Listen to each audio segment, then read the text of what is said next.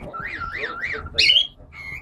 Не только о том, почему опоздал на работу, почему не купил хлеб, какой фильм смотрел в кино, и заставить его говорить правду. Это не просто. Бесполезно сбивать совести, патологического духа и перебирать везде.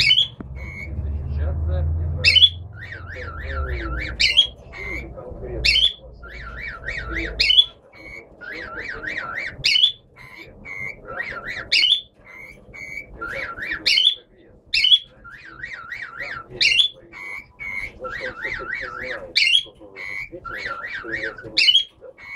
Как бы знал.